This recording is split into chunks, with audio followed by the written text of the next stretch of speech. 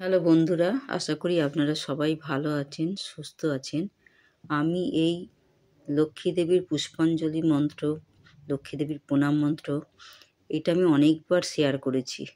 এখনও মাঝে মাঝে দিদিভাই কিংবা দাদাভাই তারা জানতে চান যে বইটা কোথা থেকে পেয়েছি। তা বইটা হচ্ছে আমার শাশুড়ি মায়ের অনেক পুরনো বই। বইটা এখন দেখছেন বইটা কেমন লাল লাল হয়ে গেছে, পাতাগুলো নিজের থেকেই খসে খসে পড়ে যায় পাতাগুলো। তাই বইটা এই দেখুন, বইটার অর্ধেক পাতা নিজের থেকে খসে গেছে। এই বইটার প্রথম দিকেই দেখুন, লক্ষ্মী দেবীর পাঁচালী, অনেক পুরনো বই। এখন পাবেন কিনা বলতে পারবো না। তাই এই আমি শাশুড়ির এইটার আমি প্রথম যখন ভিডিও শুরু করি তখন আমি এই মন্ত্র এগুলো দিয়েই আমি শুরু করেছিলাম। অনেক বন্ধুরাই দেখেছেন, এখনও জিজ্ঞেস করতে থাকেন কোথায় বইটা পাবো, কিন্তু পাবেন কি না জানি না। তা আমার এই বইটা থেকে আপনারা একটু দেখে নিন। আপনারা প্রত্যেক ঘরে ঘরেই তো লক্ষ্মী পুজো করেন, তা লক্ষ্মী পুজোর এই যে পুষ্পাঞ্জলি আমরা জানি না, অনেকেই জানি না। তা আমিও প্রথম শুরু করেছিলাম, এই মন্ত্রটা পড়েছি, প্রণাম মন্ত্র। এই দেখুন, আরেকবার আমি বলছি, শুনুন। লক্ষ্মীস্তং সর্বদেবানাং যথা সম্ভব নিভ্যস স্থিরা ভব তথা দেবী মম জন্মনি জন্মনি বন্দে বিষ্ণু প্রিয়াং দেবী দারিদ্র দুঃখ নাশিনী ক্ষীরোদস্তনায়ং দেবী বিষ্ণুবক্ষ বিলাসিনা। 3 বার ফুল হাতে করে নিয়ে যেমন পুষ্পাঞ্জলি দেন তেমনি হচ্ছে। আর লক্ষ্মী দেবীর স্তব দেখুন, যারা প্রথম শুরু করেন, ঘট পাতেন, সেই সময় এই স্তবটা এটাও বলতে পারেন। দেখে নিন।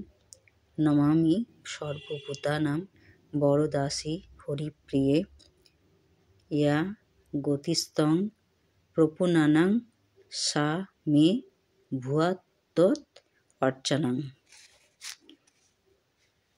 ক্ষমা করবেন যদি কোনো ভুল হয় উচ্চারণে। এই দেখুন, লক্ষ্মী দেবীর প্রণাম। তবে আমি এই স্তবটা তো বলি না, পুষ্পাঞ্জলি আর এই প্রণাম এই দুটোই আমি করি। দেখুন প্রণামটা দেখুন। নম বিশ্বরূপস্য ভাজ্যাসি পদ্মে পদ্মালয়া শুভে সর্বত পাহি মাং দেবী মহালক্ষ্মী নমস্তুতে। নমো গণেশায় বাসুদেবায় লক্ষ্মী দেব্যই নমো নমঃ। এটা পড়ি, তাই এটা আমি অনেকবার শেয়ার করেছি, আবার করলাম, আপনারা একটু দেখবেন। এবার এই বইটাতেও দেখুন, তুলসী গাছে জল দিতে গেলে, তুলসী গাছে আমরা তো জল দিয়ে পুজো করি, তা তারও কিছু মন্ত্র এখানে দেওয়া আছে, এটাও আমি শেয়ার করেছিলাম। আর সন্ধেবেলায় যে প্রদীপ দিই তুলসীতলায়, সেটারও মন্ত্র দেওয়া আছে, আমি অনেকবারই শেয়ার করেছি, এখনও করছি। আর যেখানে গ্রামেতে যে গোবর দেওয়া হয় তুলসীতলার এখানে, সেখানেও গোবর দিয়ে এই মন্ত্রটা বলে দেওয়া আছে, আপনারা পড়তে পারেন। তা অনেকে একজন শেয়ার করেছিলেন যে তুলসীতলায় গোবর দেওয়া হয় না। তা এখন এখানে যা লেখা আছে আমি সেই উদ্দেশ্যেই আমি বলেছিলাম, তার বেশি কিছু আমি বলতে পারবো না। দেখুন লেখা আছে, দেখুন, যারা করেন তারাই জানেন। আর এই হচ্ছে তুলসী গাছে জল ঢালার মন্ত্র। দেখুন, তুলসী তুলসী নারায়ণ তুমি তুলসী বৃন্দাবন তোমার মাথায় ঢালি জল অন্তিমে দিও চরণস্থল। এইটাও 3 বার জল ঢালা হয় আর 3 বার মন্ত্রটা বলা হয়। এবার তুলসী পাতা তুলতে গেলে যে মন্ত্র, যে গাছে পুজো হয় না সেই গাছে তুলসী পাতা তুলতে গেলে যে একটা মন্ত্র আছে, এটা দেখুন। ডালে কৃষ্ণ পাতায় হরি স্বরকৃষ্ণ তুলসী তলি। এই মন্ত্রটা করতে করতেও তুলসী পাতা তুলতে পারেন। এবার তুলসীর জল ঢালা হয়ে যাবার পর যে প্রণামটা আমরা করি, সেই প্রণামটার মন্ত্র এখানে দেওয়া আছে। তুলসী তুলসী মাধবীলতা কহ তুলসী কৃষ্ণ কথা শুনি কানে শত প্রণাম তোমার চরণে। এটাও 3 বার মন্ত্রটা বলে প্রণাম করবেন। একজন কমেন্ট করেছিলেন যে এগুলো সব বাজে কথা, কিন্তু আমি জানি না তার কি মনে হয়েছিল, কিন্তু বইতে যা লেখা আছে আমি সেই হিসেবেই বলেছি, আমি নিজে বানিয়েও বলিনি, কিচ্ছু না।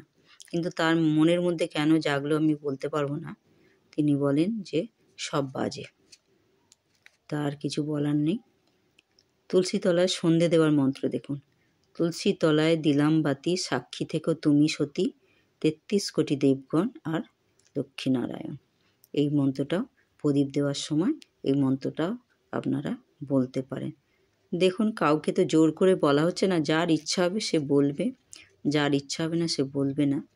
কিন্তু আমি এই জিনিসটা অনেকবার শেয়ার করেছি, অনেকের পছন্দ হয়েছে, অনেকে কমেন্ট করেছেন, আমার ভালো লাগলো, তা এই আর কি। তা আপনারা দেখালাম। এই বইটাও দেখুন, এটাও আমার শাশুড়ি মা দিয়েছিলেন। এই দেখুন, বইটার নাম দেখুন, মেয়েদের কথা।